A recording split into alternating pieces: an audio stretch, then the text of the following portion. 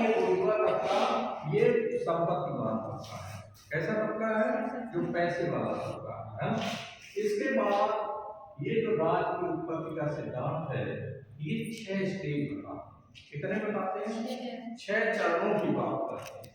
6 चरणों में पहला चरण है नंबर 1 आदिम साम्यवादी अवस्था। कौन सी अवस्था है? आदिम साम्यवादी अवस्था। इसे नोट करें और इस सिद्धांत को जब हम देखेंगे तो ये 6 चरण हम समझाएंगे और इन 6 चरणों के बारे में बात करेंगे। आदिम साम्यवादी अवस्था। फिर दूसरी जो सेकंड अवस्था है वो दास अवस्था है। दास अवस्था, ठीक है, दास अवस्था, ठीक है, दास अवस्था। और जो तीसरी अवस्था है वो सामंतवादी अवस्था है। सामंतवादी अवस्था, ठीक है, सामंतवादी अवस्था। हाँ, सामंतवादी अवस्था। फिर इसके बाद जो नेक्स्ट अवस्था है सामंतवाद के बाद चौथी अवस्था जो है वो पूंजीवादी अवस्था है। पूंजीवादी अवस्था, पूंजीवादी अवस्था। पांचवी जो अवस्था है वो सर्वहारा का अधिनायक तंत्र है। क्या है? सर्वहारा का अधिनायक तंत्र। सर्वहारा का अधिनायक तंत्र की अवस्था। अधिनायक तंत्र, अधिनायक तंत्र की अवस्था। और जो आखिरी अवस्था है वो है साम्यवादी अवस्था। साम्यवादी अवस्था, साम्यवादी अवस्था। तो हम आप देखें, हाँ, साम्यवादी अवस्था, ठीक है। ये 6 चरणों को हमें समझना है और इसके जरिए हम राज की उत्पत्ति के मार्क्सवादी सिद्धांत को पूरी तरह से समझ लेंगे। हम आप देखते हैं कि पहली अवस्था एंजेल्स और कार्ल मार्क्स ये कहते हैं कि आदिम साम्यवादी अवस्था। यहाँ ना तो वर्ग पैदा हुए थे और ना ही राज नामक संस्था अस्तित्व में आई थी, है ना। वर्ग विहीन समाज था, प्राइवेट प्रॉपर्टी इसका अभी जन्म नहीं हुआ था। लोग जो है खाना बदोश थे, इधर उधर घूमते थे। आदिम, पहला वर्ड है आदिम। आदिम माने उस समय जब हम आदिम अवस्था में मानव गुजर रहा था, सारे फल फ्रूट जंगल जमीन वो सभी की थी। यानी यहाँ वर्ग नहीं करे हुए, क्लास ओरिजिन में नहीं आया था और प्राइवेट प्रॉपर्टी का भी अभ्युदय नहीं हुआ। इसके बाद आप देखें कि क्रमशः कल जो मैंने अपने लेक्चर में चर्चा की थी कि किस प्रकार से जब जमीन पर कुछ लोगों का कब्जा हुआ, है ना, यहाँ प्राइवेट प्रॉपर्टी का जन्म हुआ और लोग कहने लगे कि ये मेरी जमीन है ना, ये उसकी जमीन है। और इस तरह उन्होंने एक बाड़ा बना लिया अपना और तत्पश्चात जो ताकतवर तबका था, जो शक्तिशाली तबका था, वो क्रमशः जो है उसने अब ज्यादा प्रॉपर्टी का भी विस्तार किया, वहीं साथ ही साथ जो ताकतवर लोग थे उन्होंने कमजोर लोगों को दास बना दिया और दास बनाकर उनका शोषण किया, ठीक है। और इस तरह निरंतर जो है काफी समय तक आप प्राचीन काल का इतिहास उठा करके देखें और इसके अलावा मध्यकालीन इतिहास में हम देखते हैं कि किस प्रकार से दास वस्तुओं की तरह बेचे और खरीदे जाते। जो दास जितना ज्यादा नॉलेजफुल होता था, ताकतवर होता था, उसका मूल्य उतना अधिक होता था, है ना। तो जो पूंजीपति तबका है, जो सामंत वाला तबका है, वो इन दासों को खरीदता है, पैसे वाला।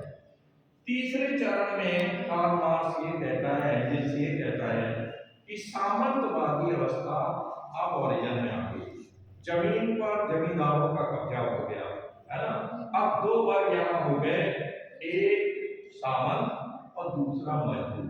एक तरफ सामंत थे जिनके पास अधिक से अधिक जमीन थी, अधिक से अधिक संसाधन थे, और दूसरी तरफ आप देखें जो दूसरा वर्ग था वो मजदूर था, है ना। मजदूर था किसान थे, है ना, इन लोगों को और दास थे ये। फिर चौथी अवस्था पूंजीवादी अवस्था आई, जहां समाज के संसाधनों पर कुछ पूंजीपतियों का कब्जा हो गया। कुछ पूंजीपति जो लोग थे उनका कब्जा हुआ और समाज फिर पूंजीपतियों में और मजदूरों में बढ़ गया।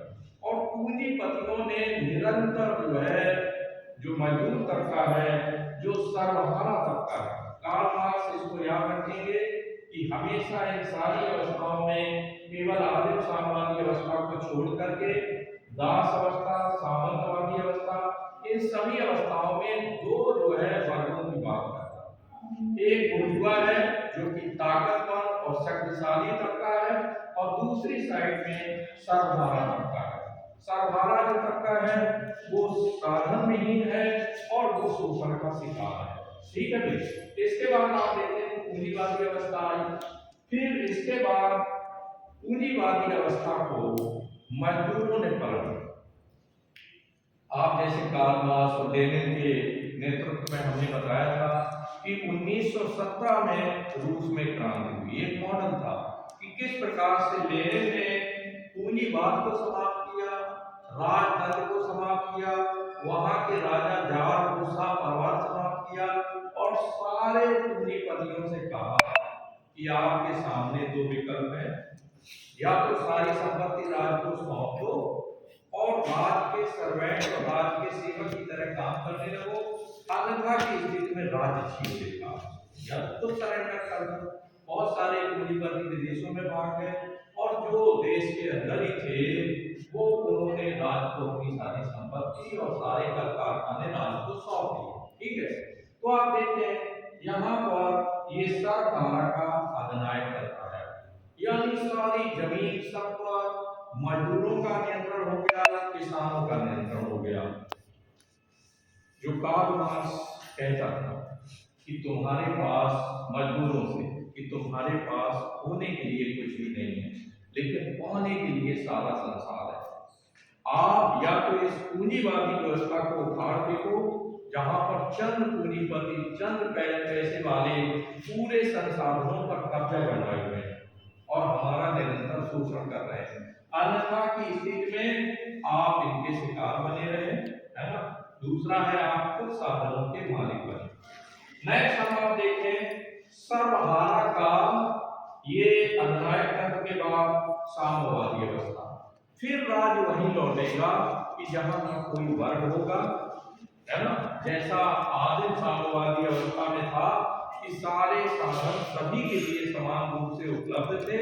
उसी प्रकार से आप देखते हैं कि ये जो आदिम जो साम्यवादी अवस्था है और ये जो साम्यवादी अवस्था है, इसमें वर्ग विहीन समाज हो जाएगा, राज विहीन समाज हो जाएगा और राज है लोगों का शोषण नहीं करेगा। ठीक है। तो इस तरह से हम आप देखते हैं कि अगर ये 6 चरण आपको तैयार करने हैं, अगर ये राज की उत्पत्ति का मार्क्सवादी सिद्धांत आपसे पूछा जाता है, तो ऐसी कंडीशन में आपको बाकायदे 6 चरणों की बात करनी होगी। आपको the origin of the family, private property and the state, ये वाली पुस्तक एंजल्स की मेंशन करनी होगी, और साथ ही द कम्युनिस्ट मैनिफेस्टो, है ना, जो कि एंजल्स ने और कार्ल मार्क्स ने मिलकर लिखा है ना।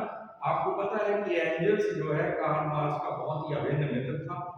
एंजल्स संपन्न था, कार्ल मार्क्स पढ़ाकू व्यक्ति थे, उनके पास साधन नहीं थे।